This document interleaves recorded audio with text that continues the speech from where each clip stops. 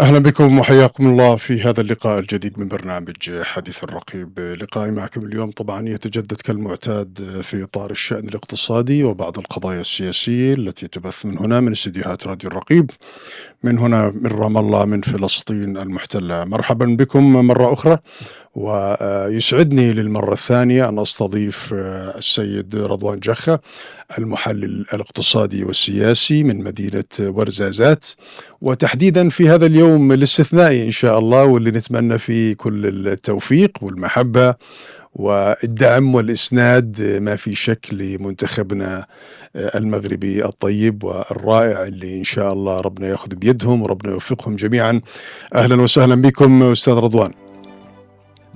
مرحبا أستاذ طلعت، شكرا لكم وعبركم الإعلام الفلسطيني الشقيق على الاستضافة، وأنا سعيد جدا بالمرور معكم المرة الثانية أستاذ طلعت. أهلا وسهلا، وإن شاء الله دائما مرورا كريما، وإن شاء الله كمان الليلة تكون مرورا طيب على أهلنا وعلى شبابنا بعونه تعالى.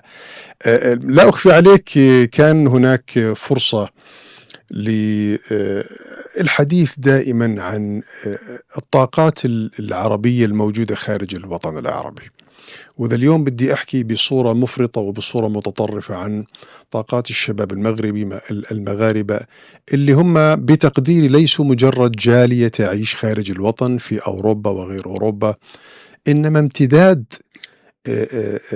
اجتماعي اقتصادي استثماري ثقافي للدولة في مختلف القارات، وتجربتهم تؤكد أن الاستثمار في الإنسان والمحافظة على ارتباطه بوطنه يمكن أن يتحول، وهذا حصل بالفعل في هذا اللقاء الذي نخصصه في الشأن المغربي، يمكن أن يتحول بالفعل إلى قوة اقتصادية حقيقية تدعم التنمية، تدعم الاستقرار، التنمية المستدامة بكل شيء بكل تأكيد، تدعم الصناعات. وإحنا عم نشوف اليوم تطور ويعني نهضة صناعية مختلفة الملامح كليا في مختلف المدن ومختلف المحافظات.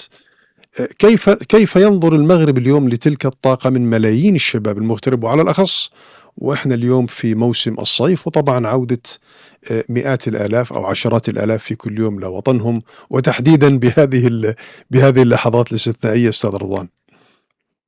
بالفعل أستاذ طلعت، أنا أتفق معك جملة وتفصيل، ونحن على مقربة وعلى ساعات من انطلاق ربع النهائي العالمي الذي سيجمع المملكة المغربية بفرنسا، ونأمل إن شاء الله أستاذ طلعت أن يجدد المنتخب المغربي ذلك الإنجاز التاريخي بقطر خلال سنة 2022، وأن يصل للمرة الثانية على التوالي للنصف النهائي من المونديال العالمي بالولايات المتحدة الأمريكية. وفي هذا أستاذ طلعت كما قلت، ونحن نحيي مغاربة العالم، هذه الجالية المغربية المقيمة بالخارج التي تشرف بلدها ووطنها الأم في شتى المجالات، دبلوماسيا سياسيا ثقافيا اجتماعيا اقتصاديا استثماريا وكذلك رياضيا، عبر الدبلوماسية الرياضية أو الدبلوماسية الناعمة إن صح التعبير، التي بفضل الرؤية الملكي الاستراتيجي لصاحب الجلالة الملك محمد السادس حفظه الله ننسى تلك المناظرة التاريخية والرسالة التاريخية سنة 2008 التي من خلالها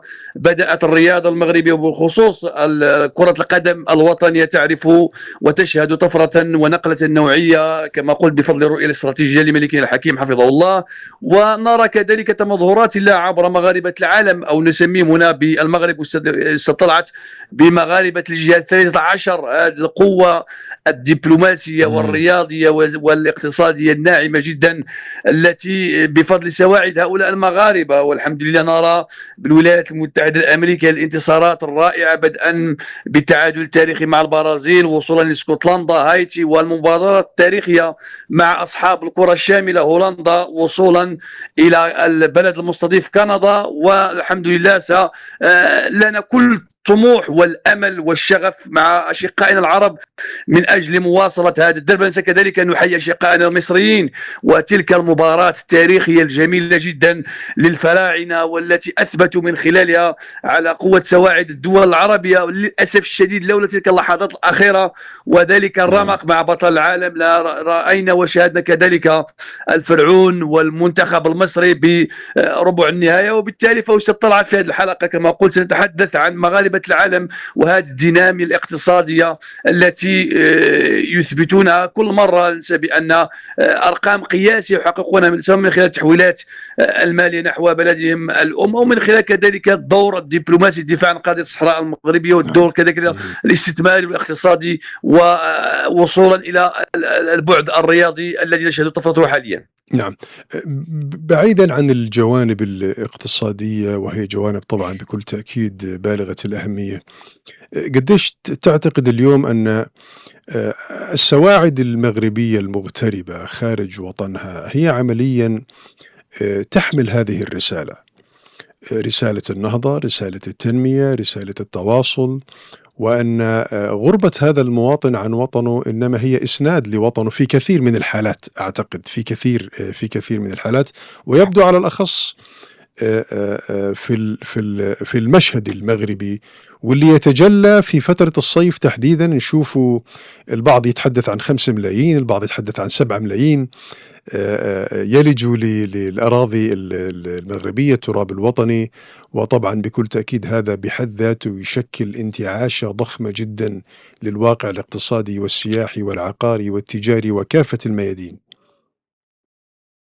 بالفعل أستاذ طلعت، فكما قلت فالذي يميز المغرب كثيرا هو أننا نتحدث عن مغاربة العالم، هذه الجالية الكبيرة جدا والمتميزة بالعالم في مختلف أقطاب هذا المنتظم الدولي، وخصوصا بأوروبا وبالتحديد فرنسا وإسبانيا وإيطاليا وبلجيكا. نرى أستاذ إبراهيم مثلا على سبيل المثال للحصر أستاذ طلعت يعني السنة المنصرمة أرقام قياسية بخصوص عملية مرحبا سنة 2025 بمرور أزيد من 4.4 مليون من مغاربة العالم، بزيادة تقريبا تقدر ب 11% مقارنة بسنة 2024. وبالتالي نتحدث عن مساهمة وطيدة لمغاربة العالم، أولا تؤكد على قربهم وعلى تشبتهم بوطنهم الأم، وهذا نلاحظه بالخصوص على المستوى الكروي من خلال الأمهات اللاعبين، وكذلك الحفاظ على نفس تراثنا الثقافي وعلى نفس تقاليدنا وعاداتنا، وهذا ما يميز مغاربة العالم.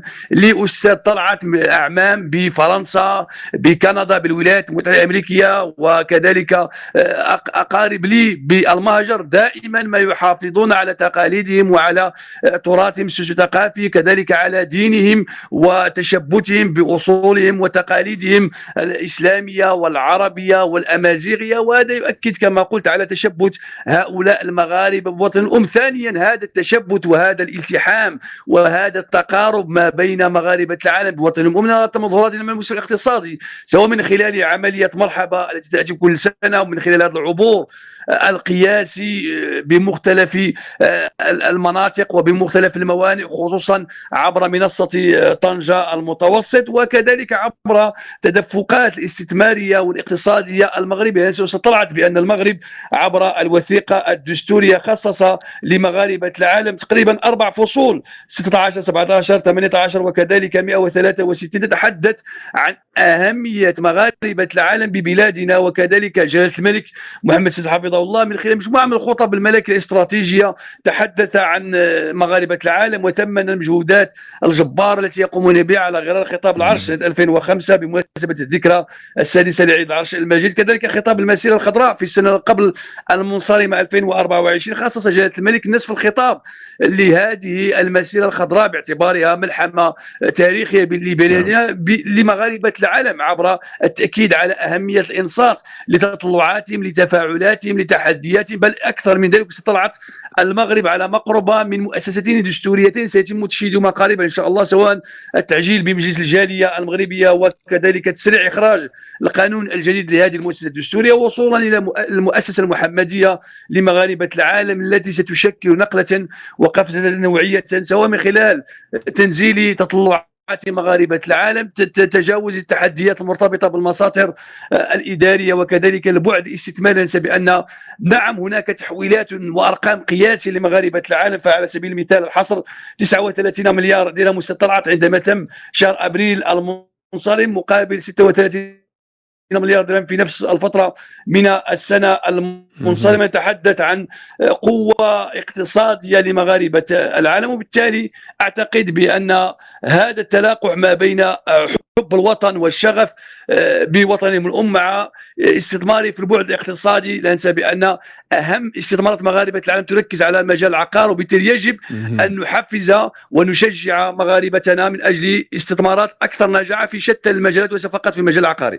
وممكن هذا ياخذنا للمحور الثاني أستاذ رضوان، من حيث قدرة الدولة على تشجيع أبنائها على الاستثمار في مجالات متعددة، وهذا طبعا من باب التنوع الاقتصادي واللي يؤدي لنتائج أطيب وأكثر كفاءة في إطار التنمية المستدامة. نعلم الرغبة يبدو اليوم دائما بالاستثمار الآمن، والعقار معروف بصفة عامة أنه استثمار آمن، بل على العكس هناك اليوم أيضا نهضة في البنية التحتية ساهمت بتشجيع المواطن المغربي أو المستثمر الصغير يعني لا إراديا وبشكل تلقائي لانتماء الأكبر للاستثمار بهذا الجانب.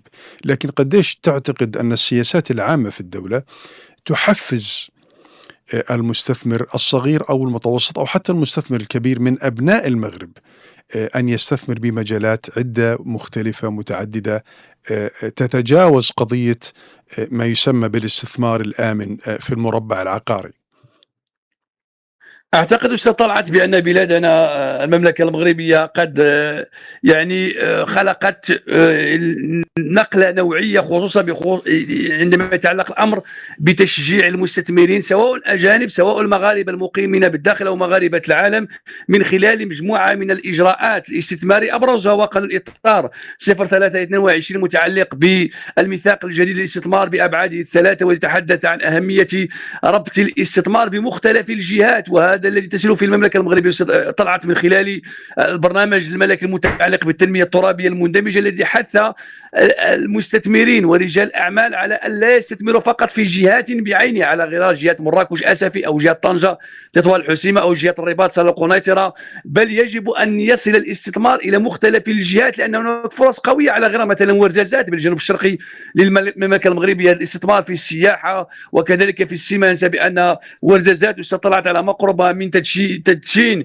وتشييد الحاضرة السينمائية ومدينة الإنتاج السينمائي الدولية، التي يمكن كذلك المستثمرين سواء الأجانب أو مغاربة العالم أن يستثمروا في هذا المجال السينمائي أو السياحي أو الطاقات المتجددة. وبالتالي فأعتقد أستاذ طلعت بأن فرص الاستثمار بالمغرب محفزة ومشجعة، أولا من خلال البنيات التحتية الهيكلية، تحدثنا في حلقتك السابقة عن القطار والفائق السرعة وكذلك البنية التحتية الطرقية السككية في المجال الطيران وفي المجال البنية التحتية بصفة عامة، ومن ثانيا هناك كما قلت تشجيعات وتحفيزات ضريبة الاستثمار، لأن بلدنا أستاذ طلعت ومن خلال الرؤية الملكية الاستراتيجية ومن خلال المجهودات الحكومية يبذل مجهودات جبارة لحفز جذب الاستثمارات الأمريكية الإسبانية الفرنسية كذلك من الدول العربية الشقيقة بالخليج العربي، ولا ننسى بأن هناك مستثمرين فلسطينيين كذلك ببلادنا الذين نحييهم في هذا السياق وفي طلعت على هذا المجهود الكبير جدا الاستثماري الذي يقومون به. وبالتالي فالأمور أو الأرضية محفزة ومشجعة استثماريا سياحيا، من خلال اعتبار أن المملكة المغربية تتصدر حاليا أستاذ طلعت القارة الإفريقية على مستوى مؤشرات والأرقام القياسية تحققها في القطاع السياحي. هناك ثقة دولية بالمغرب سواء من خلال تنظيم الأحداث الكبرى، كذلك العلامة الترابية صنع بالمغرب أصبحت ترى النور وترى تطورا ودينامية متدرجة من موسى المغرب طلعت على سبيل المثال 15 الأفضل عالميا بارتفاع عائدات السياحة، وبالتالي نعتقد بأن الظروف ملائمة ومواتية. نعم هناك تحديات، لكن أعتقد بأن الأمور تسير على ما يرام وفي النسق التدرجي نحو الأعلى. أستاذ طلعت، المحور الأخير أستاذ رضوان، قديش نتكلم دائما عن الاستيراد والتصدير من سلع وبضائع وقضايا أخرى عديدة، لكن كيف ممكن نقيم اليوم أيضا وجود هذه الثروة الضخمة من العقول والسواعد المغربية في الخارج؟ أيضا لابد أسهمت من تصدير العقول وتصدير التكنولوجيا والتبادل، طبعا ما في شك بين هذا الدول. مؤكد نتقدم على بعض القارات أو بعض الدول بمسائل معينة ونتأخر بمسائل أخرى، وهذا أمر طبيعي جدا. وهنا صحيح. يأتي دور التبادل الثقافي والتبادل المعرفي والتبادل العلمي، واللي اليوم يشكل عمليا قاعدة أصيلة للاستثمارات كافة في كل هذا الشأن.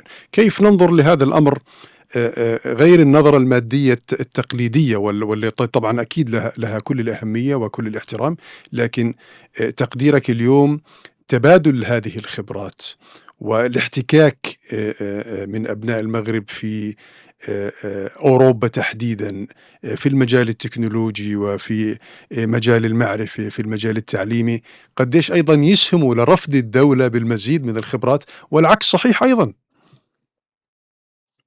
بالفعل أستاذ طلعت، وأنا أحييك على هذه النقطة كثيرا، لأنها نقطة بمعنى أن البنيات التحتية والاستثمار في البنيات التحتية أمر جميل وأمر ضروري، لكن يجب أن يوازيه الاستثمار في الإنسان، في الرأسمال البشري، في تبادل الخبرات، سواء من خلال تجربتنا في شتى القطاعات، في مجموعة من القطاعات على غير القطاع الفلاحي والصناعي بالقارة إفريقيا. لكن كما قلت أستاذ طلعت، لا بد من استثمار وتبادل التجارب مع كبريات الدول، خصوصا الولايات المتحدة الأمريكية ومجموعة من الدول بالاتحاد الأوروبي، وكذلك بالخليج العربي التي لها كذلك تجارب متميزة في قطاعات أخرى. هذا التلاقح أستاذ طلعت أعتقد بأنه مفيد جدا لبلادنا، سواء من خلال النمو وكذلك من خلال الحفاظ على الرأسمال البشري والأدمغة، وأن نعمل على استقطاب أدمغة مغاربة العالم بالخارج من أجل الاستثمار بوطنهم الأم. ليس فقط الاستثمار في المجال العقاري، وليس فقط أن تكون تلك الدينامية الاقتصادية مرتبطة بالتحويلات، بل يجب أن نعم أمر جميل جدا أن نرى مغاربة العالم بتحويلاتهم المالية القياسي نحو أسرهم، وهذا نرى تمظهرات له بتنغير، بورزازات، بالراشدية، بزاكورة، بمراكش، بالدار البيضاء، بأكادير. لكن المفيد والأهم، وهذا ما أكد عليه جلالة الملك حفظه الله، أن يكون الاستثمار منتج من خلال ربط هذه التحويلات بالاستثمارات في القطاعات المستقبلية، صناعة الطيران، صناعة السيارات، الطاقات المتجددة، الهيدروجين الأخضر، الاقتصاد الأزرق كذلك، لكي تساهم هذه الدينامية الاقتصادية في نسب النمو أولا، في خلق فرص الشغل ثانيا، في تعزيز تموقع المغرب صناعيا واستثماريا. لا ننسى أستاذ طلعت بأن على سبيل المثال بإقليم ورزازات، عندما كان الأستاذ عبد الرزاق المنصور ممثل صاحب الجلالة أو عامل إقليم ورزازات سابقا، والآن عامل إقليم تطوان بالشمال، خلق برنامجا وتصورا في هذا الإطار، كيف خصوصا عندما نحتفل باليوم الوطني للمهاجر في 10 من غش من كل سنة، كيف نجعل مغاربة العالم نحفزهم من خلال يعني نعطيهم حجم الفرص المتواجدة بمناطقنا، ونلتمس منهم ونطلب منهم يعني نأمل أن يحولوا تلك الفرص إلى نقاط قوة اقتصادية بمناطقهم، بورزازات كما قلت، بتنغير وبزاكورة، وألا ننقل حتى كذلك الاستثمار. لأن هناك نقطة مهمة جدا في الختام واستطلعت أن هذه الاستثمارات المتعلقة بمغاربة العالم، نعم هناك مغاربة العالم مثلا بورزة وتنغير، لكن يستثمرون بمراكش وبالدار البيضاء. لا، يجب أن نحفزهم على الاستثمار في مناطقهم الأم التي تحتاج فرص استثمارية كبيرة على غرار الدار البيضاء وطنجة وتطوان. ختاما أستاذ طلعت، من برنامجك الكريم أحيي كذلك للمرة الثانية والثالثة والرابعة أشقائنا الفلسطينيين، المستثمرين الفلسطينيين الذين يستثمرون بمختلف المدن الكبرى، ونأمل كذلك أن يتضاعف هذا الاستثمار الفلسطيني. وحي كذلك سفيركم الأستاذ جمال الشوبكي بالمغرب، الذي كذلك يعمل برؤية دبلوماسية سياسية، وذلك التلاقح المغربي الفلسطيني، لأننا شعب واحد وأشقاء، ودائما ما نفتخر بأشقائنا الفلسطينيين من طنجة إلى القويرة المغربية. وهذا التلاقح إن شاء الله هو دائما طبعا يأتي من عصب تلك العلاقة الوجدانية التاريخية صحيح. الإنسانية. وما في شك اليوم لا تشعر بالفرق ما بين أي رسالة نطلقها من أرض الرباط إلى الرباط، تبقى دائما ذلك الرباط بينهما. صحيح. ما في شك عالي بزاف ورائع وزوين كمان. والله يكملها بالخير، ودائما تستاهلوا كل الخير وكل المحبة، وكمان أمنية التوفيق لكل أبناء الشعب هناك. وإن شاء الله دائما المغرب، ونشوفكم كمان بيننا في فلسطين بعونه تعالى. كل التحية لكل صناع القرار وكل من يساهم في بناء دولته الحديثة المبنية طبعا بتعب وعرق وسواعد أبنائها. ربي يديمهم إن شاء الله، وبرافو عليهم جميعا، ونهنيكم دائما على هذا التقدم وعلى هذا التطور في لرفعة الوطن ورفعة تراب الوطن وأهل الوطن وقيادة الوطن إن شاء الله. شكرا لكم أستاذ رضوان جخا، كنت معي من مدينة الورزازات، وإن شاء الله نشوفكم قريبا بفلسطين بعونه تعالى. شكرا جزيلا أستاذ طلعت. المحبة الحمد لله والتقدير والاحترام متبادل بيننا وبين شقنا الفلسطينيين. أبرز مثال هو عندما نرى صور وفيديوهات احتفال الشعب الفلسطيني بقطاع غزة بالضفة الغربية بفوز وبانتصارات المنتخب المغربي، ليؤكد ويجسد على أننا الحمد لله جسد واحد وأمة واحدة، ونفتخر ونتمنى لكم المزيد من التوفيق إن شاء الله، ونتمنى فلسطين إن شاء الله حرة ومتقدمة ومزدهرة. شكرا على كلماتك المزيانة، ومرحبا بك، وشكرا لكم مرة أخرى. شكرا جزيلا. شكرا. أشكر ضيفي طبعا الأستاذ رضوان جخا مرة ثانية في برنامج حديث الرقيب اليوم، ونلتقي في لقاء آخر الأسبوع القادم بعونه تعالى. دمتم برعاية الله. السلام عليكم ورحمة الله وبركاته.